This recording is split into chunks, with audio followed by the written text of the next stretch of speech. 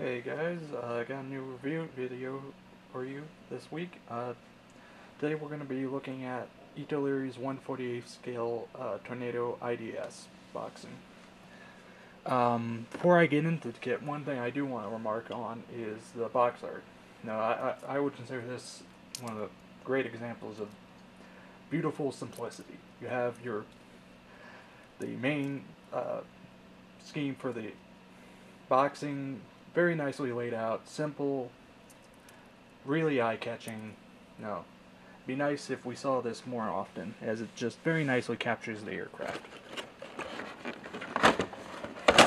So let's get into it.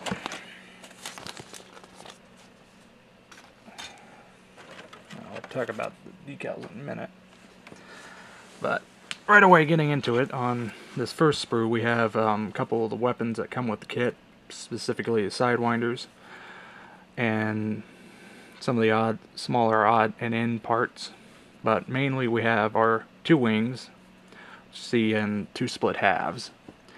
In terms of detail, it's very crisply done. It does seem a little slightly on the larger side, but it's fairly deep into the plastic, which will make post-painting weathering very easy to do. It's very impressive. One thing I do not like, however, is the fact that they split the horizontal stabs into two separate parts. That does make assembly a little more difficult, as you do have to try and make sure you get them properly aligned. I think it would have been easier just to do them as a singular part. Moving on, we have the main vertical tail, which again very nicely done and does give you a good sense of size and scale for the aircraft. And again, detail is very nicely rendered. You do have to assemble it though, but there it's not as difficult. Moving on, we have the two main fuselage rear halves. Again, similar detailing, which is very crisply done. We have two of the speed brakes, as well as the inlets and splitter vanes. Again, very nicely done. Here we also have parts of the seats, which the detail is a little chunky, I would probably best way to describe it. Could definitely be better, but it's still within that satisfactory range. One definite thing you could consider going aftermarket for. Moving on, we have our wheels and exhaust. Very respectable for out-of-the-box exhausts. Next we have our main gear bay. One immediate note is that there are some ejector pin marks, which unfortunately, given the detail, it would be hard to fix without destroying the detail, which for out of the box it's passable. I can't complain too much. Obviously it would have been nice had there not been ejector marks, but it's passable again. Okay. Next we've got our two external fuel tanks. Again, fairly nicely done and fairly standard. Now, here's where I have a bit of a complaint with this kit, is here on the thrust reverser area. These are molded in, unfortunately. It would have been nice to have these as separate parts so you could display it with those open.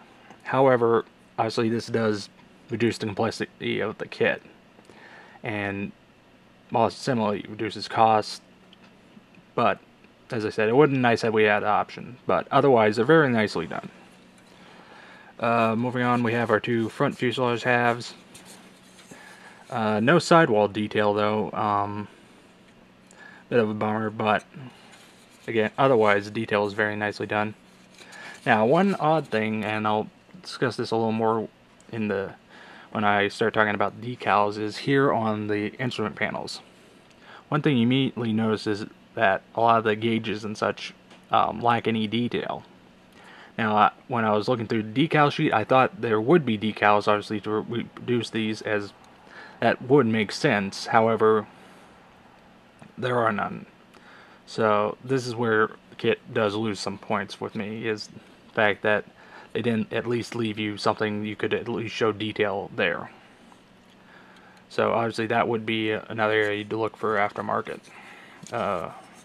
Do include an external fuel probe if you want to show that deployed, which is nice. Here we have the nose gear bay, which is very nice. Fortunately, they put the ejector pins here on the side, which can easily be cleaned up. Rest of the cockpit, though, is fairly decent. I don't have any real complaints. Again, detail seems a little on the chunky side, but again, is passable. Now, as for weapons, you do get a fairly decent assortment, which is a nice thing to see.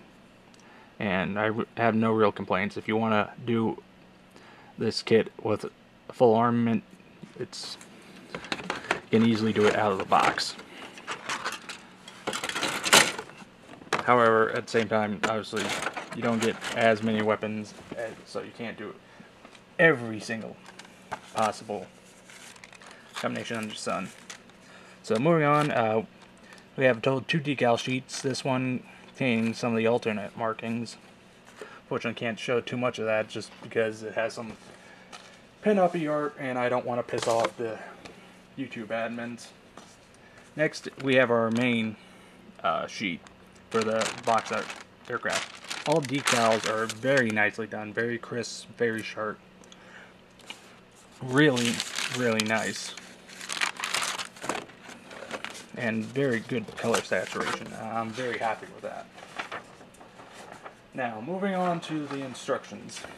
Now, an odd move, they listed all the paints as letters, so that takes a little getting used to instead of just having the straight paint call out. Now, as far as cockpit construction goes, it's fairly straightforward and basic, no real surprises. Same in this area, in the main fuselage. Where things start to get interesting is with the wing assembly. And you have to basically melt some of the plastic on in order to get the various parts on, which I do not care for. I think there are better ways to do it. Unfortunately, they chose to go this route. Similarly, you have to do it here with the main swing assembly, which instead of the traditional key to the 2 wings connecting as a key lock, they go with this setup, which is different and interesting seeing how that ultimately works out. But again, you have to do the melting, which is unfortunate. Aside from that, there's no real surprises with assembly. Just be careful of some of the smaller parts. As I said, oh yeah, I almost forgot. Now, this is where things really get confusing. I almost forgot about this. My apologies. Now, here they list which weapons go with which particular version. A, B, C, D, so forth. However, what they don't do is here list which one's which. I'm going to have to assume that they're going with a linear A, B, C, D. However, as I said, they don't list that, so that's a major issue in my mind. Then, of course, here, similarly, we do have some issues while it does give you some paint callouts, it doesn't tell you what exactly everything is. So you're going to have to be fairly careful. While in a lot of cases, I think they do include full decals for various parts, but I would still be careful when you're trying to paint this one. So, overall, what do I think about this kit? Well, when I first got this kit, I was a little surprised with the size of the box, as my previous experience with a Tornado kit was the Hobby Boss kit, which did have a much larger box, mind you. Some of that's wasted space, but I digress. And so I was a little surprised at the fact that this was indeed 1/48 scale. Now, looking through it, in terms of what you get for the price, I'm actually going to have to say this is a better kit. I got this for about $30. The Hobby Boss kit usually retails close to 100. Now, granted, this does have some issues, but in bigger pictures, they're fairly minor. For what you get, it's definitely a fairly good kit. I was really surprised. Some of the Italeri kits I've gotten in the past haven't been the greatest. They've had their share of issues, and obviously a lot more often than not that I've had them with raised detail, which I don't care for. But in this one, I was surprised. It's a really good kit out of the box. Obviously, you're gonna have to be careful building it, as you want to make sure you don't, make any goofs. But it's a fairly good kit. I wouldn't recommend it for everybody because of the smaller issues, but overall, though, I'd say it's definitely one you want to look into getting. Or, if not this particular version, another version of the Tornado by Italeri. So, yeah, definitely this is one to look out for. But, as I said, this was Italeri's Tornado IDS in 1/48 scale. Look forward to seeing you again next time.